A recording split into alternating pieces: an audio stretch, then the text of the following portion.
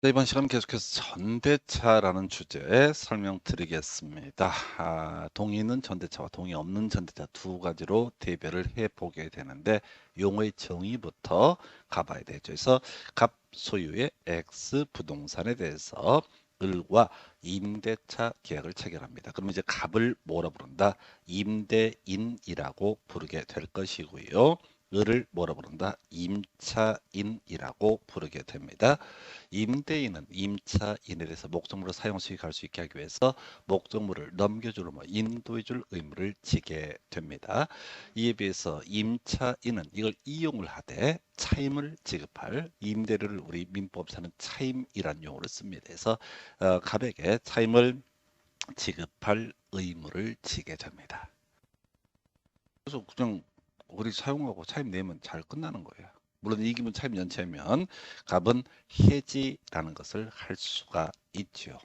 그러다 치고 지금 이제 문제가 되는 영역이 뭐냐라고 했을 때 을이 자기가 이용을 하는 것이 아니라 병이라는 사람에게 다시 임대차 계약을 체결합니다. 즉 임차인이 자기가 이용을 안 하고 새로운 사람에게 임대차 계약을 체결한다. 그러면 용어가 바뀌어요. 이 임차인을 전대차에 빌려주는 사람 전대인이라는 용어를 쓰고 병을 뭐라고 부른다? 전차인이라는 용어를 쓴다라고 이렇게 전제가 되셔야 됩니다. 사실 이제 이 전대차기는 이 전세권에 있어서 전세권이라는 개념과 같이 맞물려 가는데 뭐 그게 그렇게까지 중요한 건 아니기 때문에 용어 전대인과 전차인이라는 용어를 쓰게 됩니다.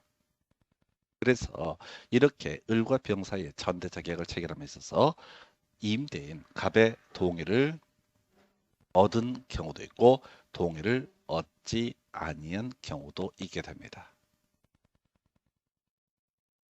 자, 동의를 얻었다라고 치면은 갑하고 병 사이에 마치 임대차가 체결된 것 같이 해석을 합니다. 그 얘긴즉슨 전자인 병은 임대인 갑에게 차임을 지급을 해야 되고요. 그다음에 이제 갑이란 임대인은 병에게 이 부동산을 사용 수익할 수 있게 해줘야 됩니다. 이게 동의 있는 전대차입니다. 이에 비해서 동의 없는 전대차는 갑의 입장에서 병과 어떤 법률 관계도 성립하지 않습니다. 갑의 입장에서 보게 되면 병은 웃긴 놈입니다.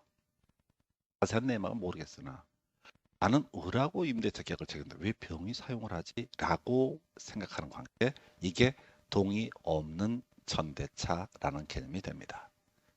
다시 갑시다. 동의 있는 전대차는 마치 갑과 병 사이에 임대차 계약이 체결된 것과 비슷한 법적 효과가 발생합니다. 물론 갑과 병 사이에는 임대차 계약을 체결한 적은 없습니다. 다만 그 효력은 마치 갑과 병 사이에 임대차 계약이 체결된 것처럼 해석을 하면 된다.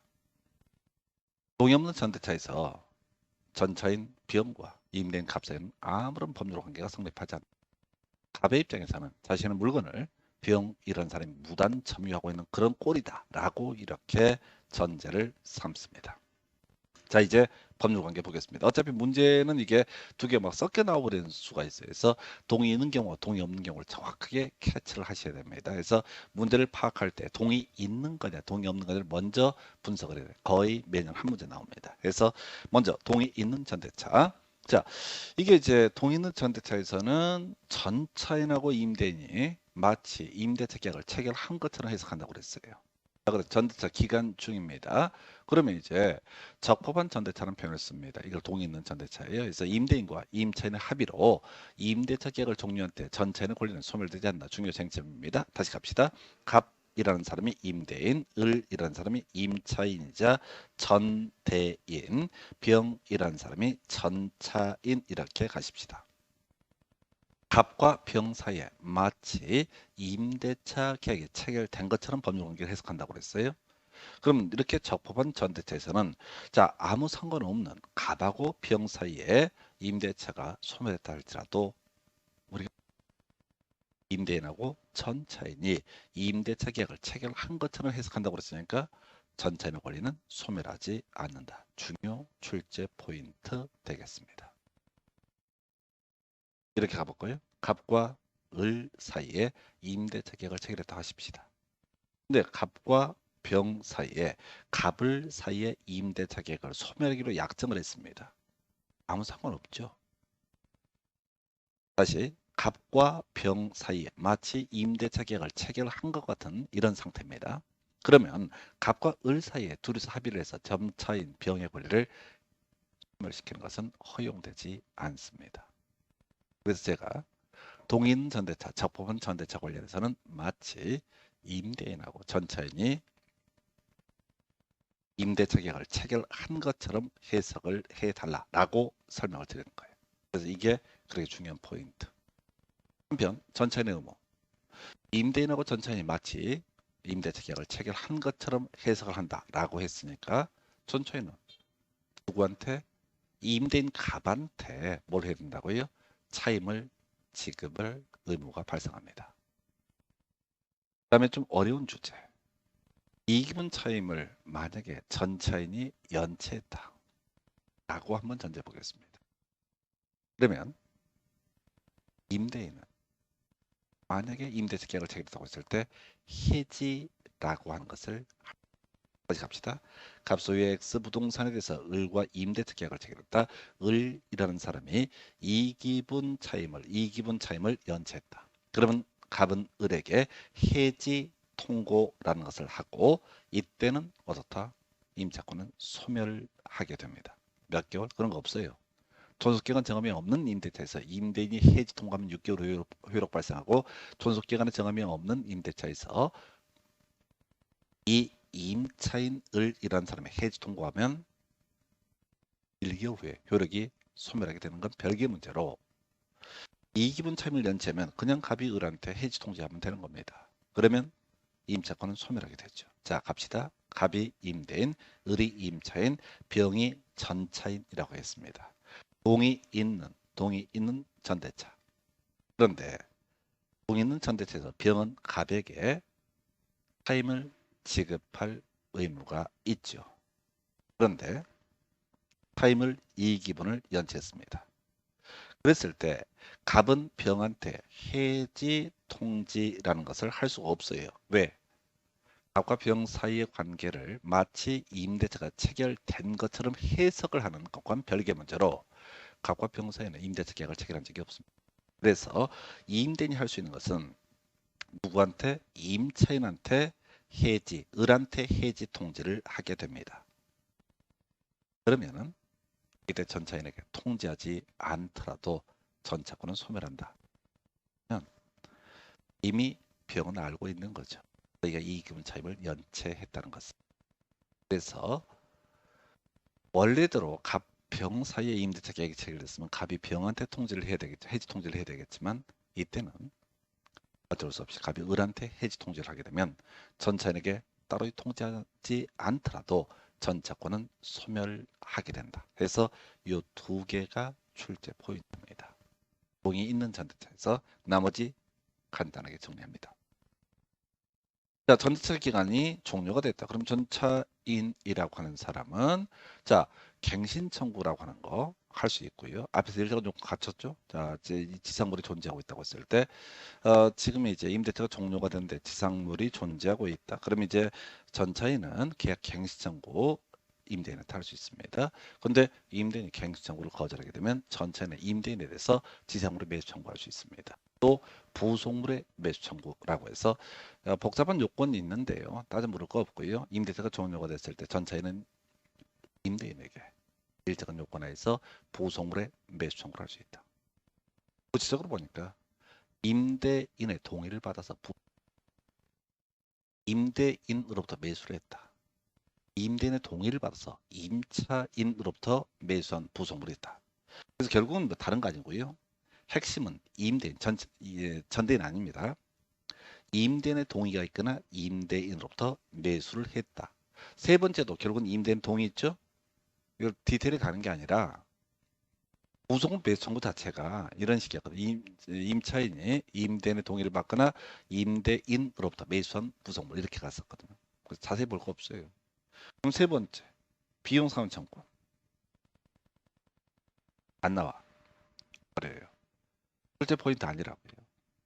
그 다음에 전체인 의무, 전대차가 종료가 되게 되면 목적물을 당연히 누구한테 임대인에게 반환을 해야 된다. 이걸 외우자는 얘기가 아니에요. 그래서 동의 있는 전대차 중요 쟁점이 되는 것은 개념상 이렇게 가자고 그랬습니다. 마치 임대인과 전차인 사이에 임대차 계약이 체결된 것처럼 법률 관계를 해석을 한다. 그래서 적법한 전차인의 권리라고 하는 것은 임대인과 전차인 사이의 합의로 소멸시킬 수가 없다. 그 다음 또 하나 쟁점.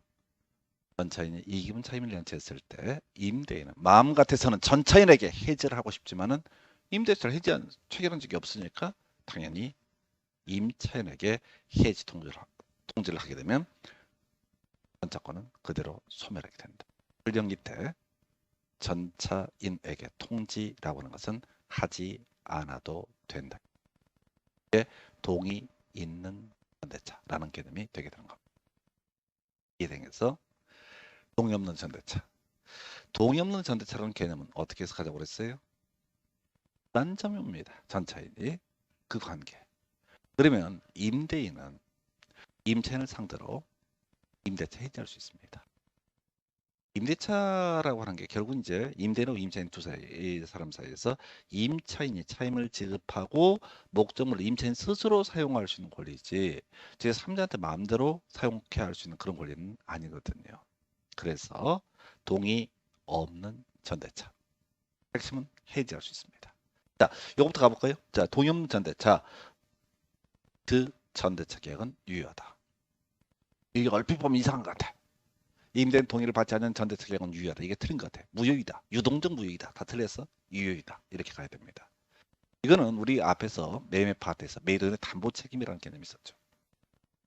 전부 타인 권리 매매라고 했을 때 선의 매수인 계약 해지하고 손해배상 청구할 수 있었고 악의 매수인 계약 해지를 할 수 있지만 손해배상은 청구할 수 없다. 핵심 요소는 전부 타인 권리 매매도 매매 계약 자체는 어떻다 유효한 것이다. 그래서 매도인이 매수인에게 소유권 이전 등기를 해줄 의무를 지게 될 텐데 결국은 등기를 못 해주게 되면 매수인은 매도인에 대해서 담보 책임을 물을 수가 있습니다. 임대인의 동의 없는 전대차 계약 그 자체는 어떻다 유효하다. 뭔 소리냐면 갑이라는 사람과 을 사이에 임대차 계약, 을과 병 사이에 전대차 계약을 체결합니다. 그러면 을과 병 사이에서는 어떻다 유효하다. 그 얘기는 을은 병에게 임차 목적물, 전차 목적물을 사용할 수 있게 해줘야 되고 전차인은 차임을 지급할 의무가 있다. 물론 이제 종국적으로는 누구한테 갑한테 차임을 주는 게 안전빵입니다. 안전빵이에요. 괜히 을한테 차임 줬다가 이기분 차임 연체 얘가 차임을 갑한테 돌려주지 않게 되면 이 전차권 자체가 소멸하는 문제가 발생한다고 말씀을 드렸습니다. 그래서 제일 간단한 주제이지만 동의 없는 전대차 이것도 전대인 을과 전차인 병 사이에서는 유효한 계약이 되게 된다. 자, 그럼 이제 동의 없이 전대차를 했을 때 핵심 이슈는 해지할 수 있습니다.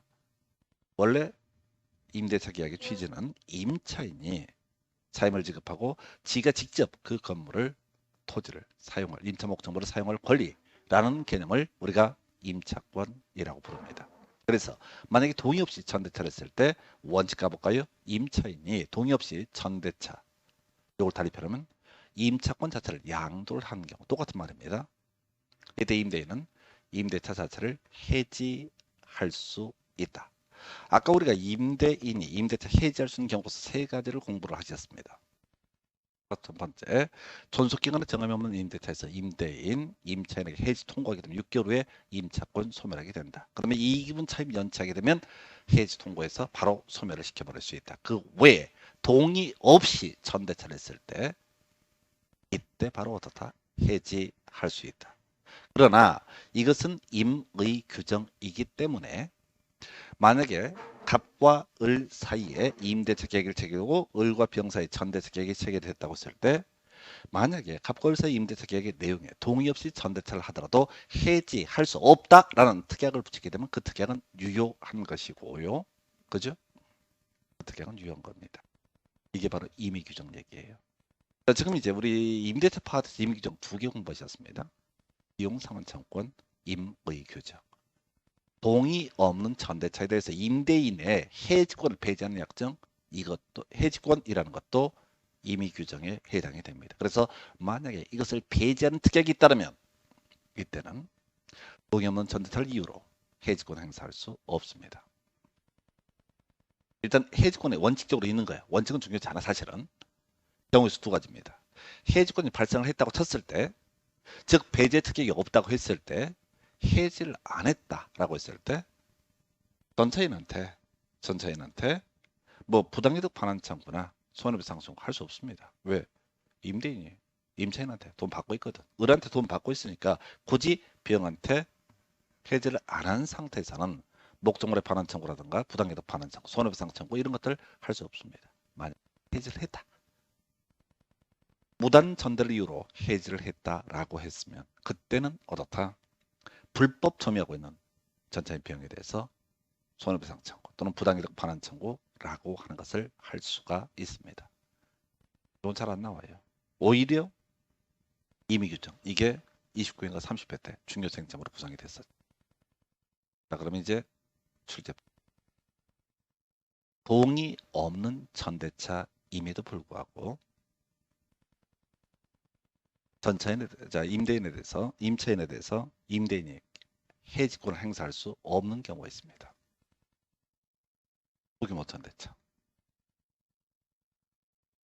갑은 을과 임대차 계약을 맺었는데 을이 병과 전대차 계약을 체결했습니다. 그럼 원칙적으로 이걸 배제한 특약이 없는 한 해지할 수 있다고 그랬어요. 근데 시험용으로 중요한 것은 바로 이거 소규모 전대차. 어떤 경우냐면 만약에 을이라는 사람이 상가 건물 10평을 임대차 계약을 체결했습니다. 그런데 이 중에 한 평을 병이라고 하는 부인입니다. 또는 남편입니다. 한 평을 이 사람에게 전대차를 하게 됩니다. 이유는 이제 테이크아웃 커피 전문점이라 한번 하십시오. 한 평이면 충분해. 근데 이제 관련 법령에 따라서 임대차 계약서가 필요해. 근데 예를 들어서 남편이 중개사야. 근데 부인이 여기서 테이크아웃 전문점을 한다고 쳤을 때 형식적으로 임대차 또는 전대차 계약서가 필요하거든요. 인허가 받으려면. 그래서 임차인의 무단 전대가 임대인에 대한 배신적 행위가 아니라고 한다면 이때 임대인은 무단 전대를 이유로 해지할 수 없습니다.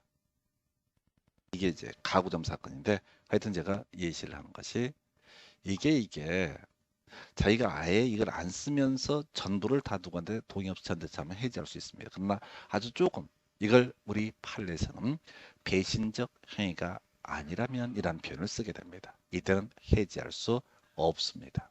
무단 전대차 계약을 체결했다 할지라도. 하나만 더.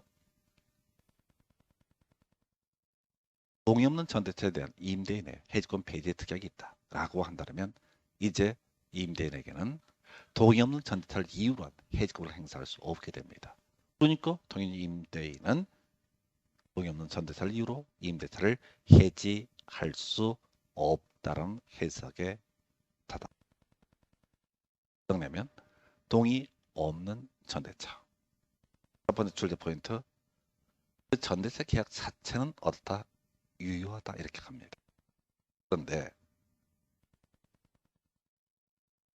임차인이 동의 없이 전대차를 했을 때 임대인이 임대차 해지할 수 있다는 이 민법상의 임의 규정에 위반해서 이걸 배제하기로 한 특약을 맺게 되면 해지권 자체가 소멸하기 때문에 설령 동의 없이 전대차를 한다 할지라도 더 이상 해지권 행사할 수 없습니다.